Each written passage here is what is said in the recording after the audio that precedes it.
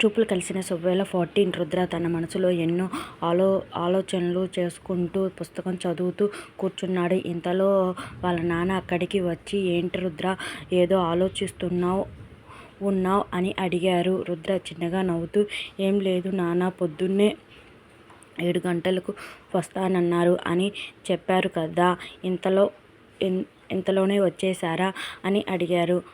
అక్కడ కొంచెం ఆలస్యం అయిద్దేమో అని అనుకున్నాను. లేదు, తొందరగా పని అయిపోయింది, వచ్చేసాను అని చెప్పాడు. రుద్ర సరే నాన్న అన్నాడు. అదే సమయంలో అర్జున్ చెల్లెలు హాస్పిటల్లో ఉన్న డాక్టర్ దగ్గరికి వెళ్ళి, మేడం, రుద్ర అనే పేషెంట్ని డిశ్చార్జ్ చేశారా అని అడిగింది. డిశ్చార్జ్ చేశామని చెప్పగానే, సరే డాక్టర్ గారని చెప్పి అలా కొన్ని రోజులు పనులు పూర్తి అయ్యేదాకా వెయిట్ చేసింది. అలానే కొన్ని రోజులు గడిచిపోయాయి.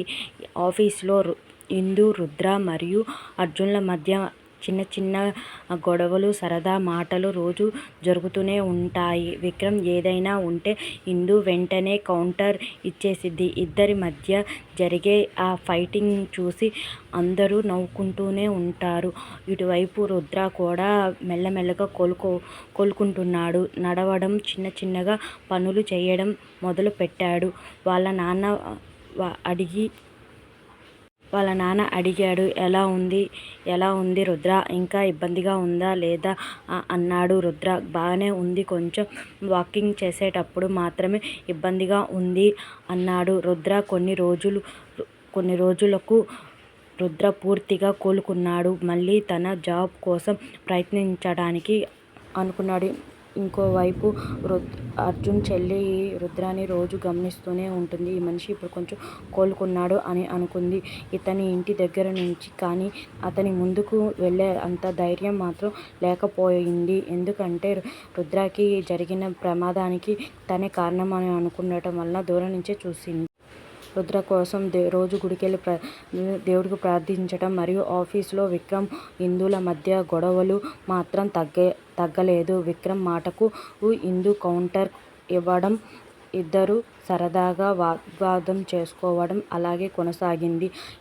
అలాంటి సంతోషంగా సాగుతున్న జీవితాల్లో ఒక కొత్త సమస్య వచ్చింది. అదే అర్జున్ వాళ్ళ బాబాయి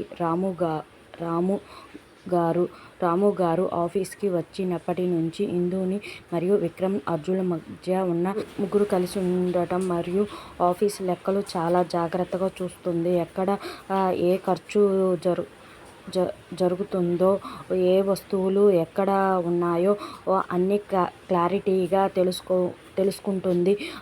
అర్జున్ కొత్త ప్రాజెక్ట్పై ఎక్కువ దృష్టి పెట్టడం వలన ఆఫీసులో లెక్కలు మరియు వాటి గురించి ఇందు మరియు విక్రమ్లు ఇద్దరే చూసుకుంటున్నారు. ఇంతలో రాము బాబాయ్కి కొంచెం భయం వేసింది.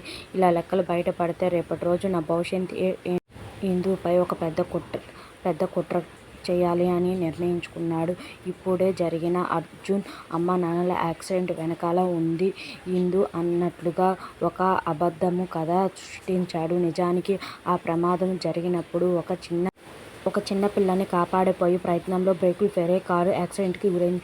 దాని వెనకాల ఎవరున్నారో నిజం ఎవరికీ తెలియదు. ఉపయోగించుకొని ఇప్పుడు రాము గారు ఇందుపై ఈ నింద వేయడానికి ప్లాన్ చేశాడు. కానీ మరోవైపు అర్జున్ సాయం లేకుండా తన కొడుకు బిజినెస్లో ఎలా నిలబెట్టాలో రాము గారికి కష్టమై, ఎందుకంటే అర్జున్ చాలా తెలివైనోడు మరియు ఎన్నో బిజినెస్లో నిర్ణయాలు ఒంటరిగా తీసుకోగలడు. అంతేకాదు, విక్రమ్ కూడా అర్జున్ బిజినెస్ నేర్పించాడు. రాము కొడుకు బాధ్యతలు లేకుండా ఖర్చులు ఎక్కువ పెడుతూ, భార్య బ్యూటీ పార్లర్, కూతురు స్టేటస్ల పిచ్చితో ఆస్తి మొత్తం ఖర్చు పెడుతూ ఉంటారు. రాము గారు మేనేజ్ చేస్తూ బయట మాత్రం అర్జున్ కుటుంబం డబ్బు వాడట్లేదన్నట్టు చెప్తూ ఉంటారు. వాళ్ళ నాన్న అర్జున్ మాత్రం వాళ్ళ బాబాయ్ని ఎంతో నమ్మాడు.